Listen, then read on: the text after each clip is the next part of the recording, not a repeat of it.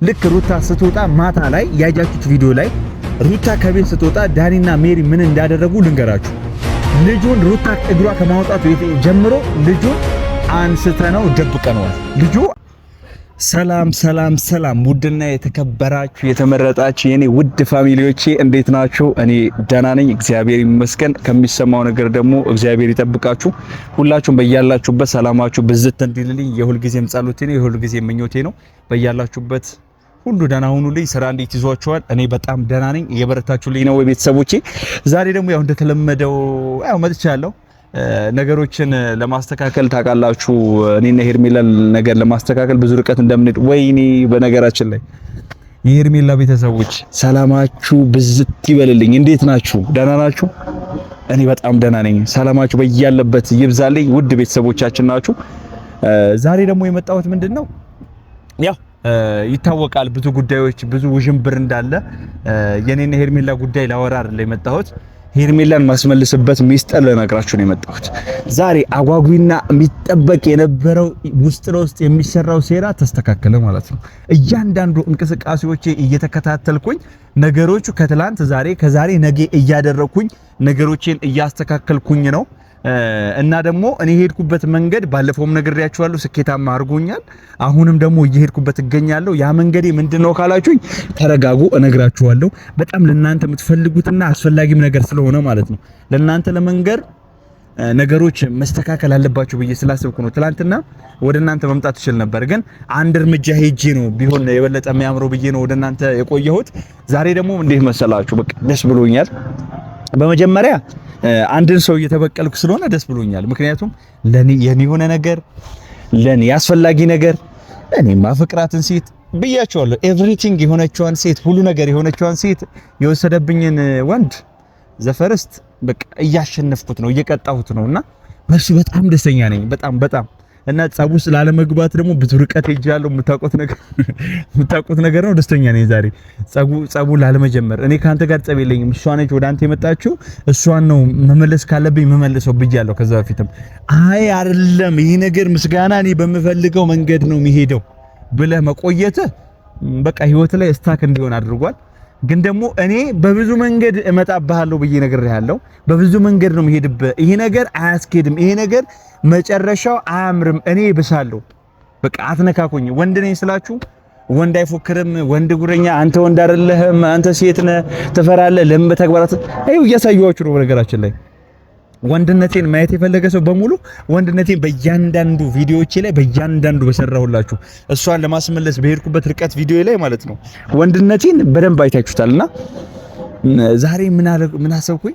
በቃ ከኔ ጋር የተዋቀሩልኝ ሰዎች ነገሮችን ለማስተካከል የሄድን ወይንም የተነጋገርነው ሰዎች እንዴት ያስደስታሉ። ሰራተኛቸውን ወደ እናንተ ልምጣና የናንተ ሰራተኛ ወይ ደግሞ ረዳታችሁን እናንተ የሌለ መጀመሪያ እናንተ ስትሰሩ የነበረውን ስራ እናንተን በሌላችሁበት ቀን ለምሳሌ እኔ ዛሬ የሆነ ቢውልድ ማድረግ ወይ ደግሞ ማስገነባው ቤት አለ እንበል እና እኔ እየሰራሁ ነው ያ ቤት እየሰራሁ እያለ በአጋጣሚ ቤተሰብ ታመመብኝና ቤተሰብ ሲታመምብኝ ያ ቢውልድ ማድረገው ነገር ኮንትራት ነው ተፈራርም ያለው እና በዚህ ቀን መድረስ የሚባል ተብሎ ነው የተፈራረምኩት። በዛ የተወሰነ ቀን ላይ ሰርቼ ማስረከብ አለብኝ። ያን ሰርቼ ለማስረከብ ደግሞ ምን ያስፈልገኛል መሰላችሁ? ያ ሰው ታሞብኛል፣ ያ ነገር ማድረግ አለብኝ። በሁለት መሃል ውስጥ ገባለሁ። አንደኛ አግሪመንት አለ። አግሪመንት ማለት ተፈራርማችሁ ለነገም ስራችሁ አስፈላጊ የሆነውን ነገር የምትቀበሉበት ዛሬ በአግባቡ ስትሰሩ ነው። ሁለተኛ ደግሞ የቅርብ ቤተሰብ ታሞባችኋል። እዚህ ጋር መሃል ላይ ማድረግ የማይቻል ነገር በጣም ከባድ ነገር ውስጥ ነው ያላችሁ። ቤተሰብ ግዴታ ነው፣ ይቀድማል፣ በጣም አስፈላጊም ስለሆነ ምክንያቱም እናንተን ያላችሁለት ያ ሰው ከናንተ ውጪ ሌላ ሰው ስለማይኖርለት እያንዳንዱ እንቅስቃሴው እናንተ የምትከተሉት ያ ቢውልዲንግ የጀመራችሁት ስራ ትታችሁ ወደ ታመመው ሰው ስትሄዱ አጠገባችሁ ላይ የነበረው ረዳታችሁ ወይ ደግሞ ከናንተ ስር የሚሰራው ሰራተኛም ይሁን ረዳታችሁ እናንተም የሌላችሁ ቀን እኔ አሁን ብያችኋለሁ። ምሳሌ ወሰኩላችሁ። እሷን ለማሳከም 15 ቀን ወሰቁኝና ያን ማስረከብ አለብኝ በዛ ቀን። እሷን ለማሳከም ግን 15 ቀን የሚፈጅብኝ ከሆነ ቤቱ እኔ ካልተመለስኩ አያልቅም። ግን ደግሞ እኔ እሷን ለማሳከም ሲሄድ ረዳቴ እኔን ወክሎ እንደኔ አይነት ሆኖ እኔን እንዳለው አድርጎ ነገሮችን አከናውኖልኝ በቃ ልክ እኔ ስመጣ በቃ የሚሰማኝ ስሜት አስቡት።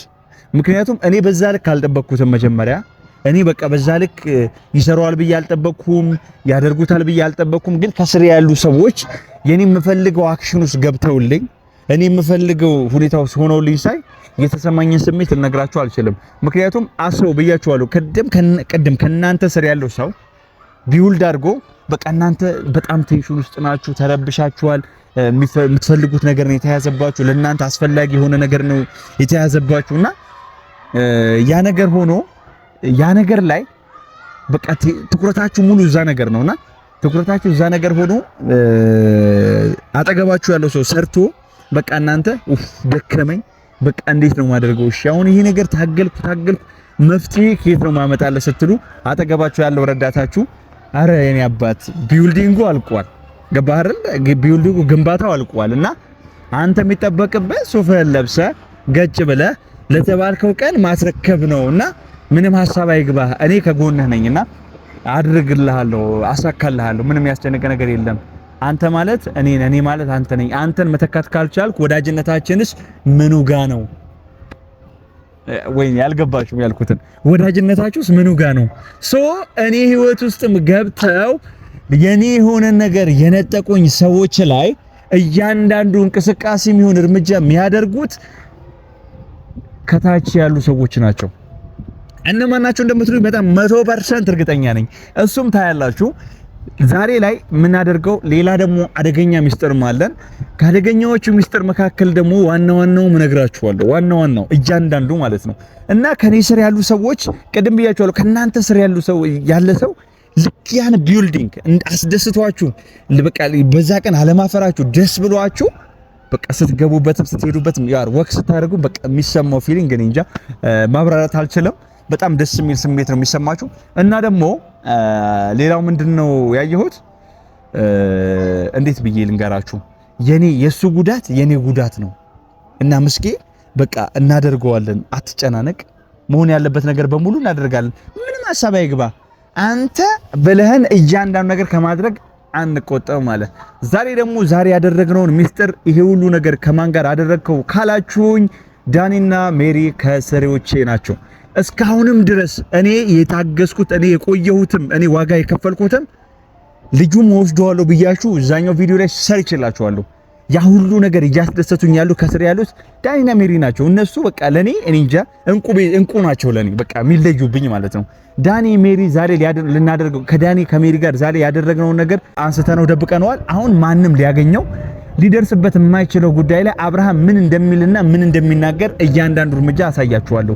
አሁንም ደግሞ የሩታን ሁኔታዎችንና ነገሮችን አገናዝበን እስካሁን መታገሳችን እንዳለ ሆኖ ልጁ እሷ ስትወጣ ከቤት ይዘነው ወተን ማንም ወደማያገኘው ዳኒና ሜሪ ነው ይዘውት ሄዱት። እኔ ቢልዲንጉ ሲያልቅ ነው ለምርቃት ነው መመጣው ነግራችኋለሁና እነሱ እስካሉልኝ እኔ የሚያደክመኝ እንትን ነገር የለም።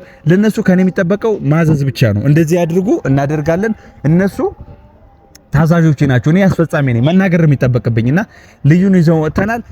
ሩታን ደግሞ የሚረብሻት የምታለቅስብን ወይንም የሚከፋት ነገር ከሆነ ይዘን ስንወጣ እናሳውቃታለን። ያለው ነገር አብርሃምን ለማስደንገጥ አብርሃምን በቃ እሷን እስካልመለሰ ድረስ ሰላም አይሰማውም፣ ሰላም አንስጠውም። እያንዳንዱ እንቅስቃሴ ላይ የሱ እንቅስቃሴ የሱ ሰላም እነሳለን። ለምን ካላችሁኝ ምክንያቱም ወዳጆቼ ናቸው። የኔ ፍቅረኛ ነው የወሰደው ማን ካላችሁኝ ሄርሜላ። ደግመዋለሁ፣ ሄርሜላ አሁንም ቢሆን ነገም ቢሆን ዛሬም አብርሃም ወደኔ እስካልመለሰ ድረስ ሰላሙን አያገኝም።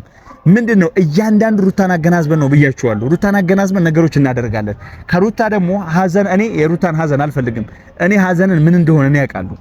በቃ የመጉዳትን ጥግን ያውቃለሁ፣ የማዘንን ጥግን ያውቃለሁ፣ የመከፋትንም ጥግን ያውቃለሁና የሰው ልጅ ሲከፋው ሲያዝን ወይ ደግሞ የሚወደው ወይ ደግሞ አብሮት የነበረ ብዙ ያሳለፈን ሰው ሲያጣ የሚሰማው ስሜት አውቃለሁ። አሁን እኔ ምን አይነት ሰው መሰልኳችሁ? የተበቀሉኝና ወይንም የኔውን ነገር የወሰዱብኝ ሰዎች በቃ ማስከፋበት እንደፈለኩ ማዘበት ጊዜ ላይ፣ ምክንያቱም የምፈልገው ነገር በሙሉ እጄ ላይ ነው ያለው። ሰሞኑም የታገስኩት ልጁን በዛ መንገድ ሊሄድ ሲል የታገስኩትም ሩታ ታለቅስብኛለች ትጎዳለች ብዬ ነው። እሷ በጣም መወዳትም እህቴ ስለሆነች ማለት ነው። ለምን ካላችሁኝ እሱ ነው እንደዛ እየሆነ ያለው፣ እሱ ነው እንደፈለገ እየሆነ ያለው። እሷ ምንም አላደረገችም። እሷ ምንም የተጎዳችው ነገር የለም። ለዛ ደግሞ ሄርሜላ ነገም ዛሬም እኔ ወደኔ እስካልመጣች ድረስ በዚህ አይነት መንገድ እቀጥላለሁ። ነገ ደግሞ ሌላ ደግሞ አሁንም ይሄ ነገር አድርጌያለሁ አይደለ? ይሄ ነገር አድርጌ ሁኔታውን አያዋለሁ። ከዛ ቀጣዩን ሁኔታ የሚያስወስነኝ የእሱ እንቅስቃሴ ነው። እያንዳንዱ ነገሮች ካደረግን እያንዳንዱ እንቅስቃሴዎች የምንሄድበት ርቀቶች በሙሉ ሜሪም አለች ታውቃላችሁ፣ ዳኒም አለ። ስራዎች አስፈጻሚዎች ናቸውና ምንም የሚያስጨንቀኝ ጉዳይ የለም። እነሱ ስላቸው ያደርጋሉ። በቃ እነሱ ምን መሰላችሁ፣ አንድ ሰው ፎር ኤግዛምፕል አንድ ነገር ላስረዳችሁ። እናንተ ደክሟችሁ ከስራ መጣችሁ ቤትና ሶፋ ላይ ቁጭ ያላችሁ፣ ሶፋ ላይ ቁጭ ብላችሁ ፊት ለፊታችሁ ላይ ስክሪን ወይ ደግሞ ቴሌቪዥን ይታያችኋልና ሪሞቱ እስከያዛችሁ ድረስ ማዘዝ የምትችሉት ቲቪው እናንተ ናችሁ። ለምሳሌ እኔ የሆነ ፕሮግራም ይመቸኛል ብዬ ከፈትኩኝ። ያ ፕሮግራም እያየሁ ካልተመቸኝ ያ መንገድ ካልተመቸኝ ይሄ እኮ አልተመቸኝም ብዬ መቀየር እችላለሁ። ለምን? ፍቃዱ እጄ ላይ ስላለ፣ የማድረግ አቅሙ እጄ ላይ ስላለ፣ እጃችሁ ላይ ያለውን ነገር የማዘዝም እንደፈለጋችሁ የማድረግም አቅም አላችሁ። አብርሃም እጃችን ላይ ነው ማለት ነው። እና ምን ለማለት ፈልጌ ነው፣ እያንዳንዱ እንቅስቃሴውን ቢሆን እያንዳንዱ የሚሄደው የላይፍ መንገዱ እያንዳንዱን ማወቅ እችላለሁ። እያንዳንዱ ካወኩ ደግሞ ምንም የሚያስጨንቅ ነገር የለም ማለት ነውና ከዛ አንፃር የምጎዳበት ነገር አይታየኝም፣ እነሱ የምፈልገው ነገር ካደረጉልኝ ማለት ነው። ዛሬ ላይ ደግሞ ማሳያችሁ በቃ አንጀት ያርፎኛል፣ ደስ ብሎኛልና በቃ እንዴት ብዬ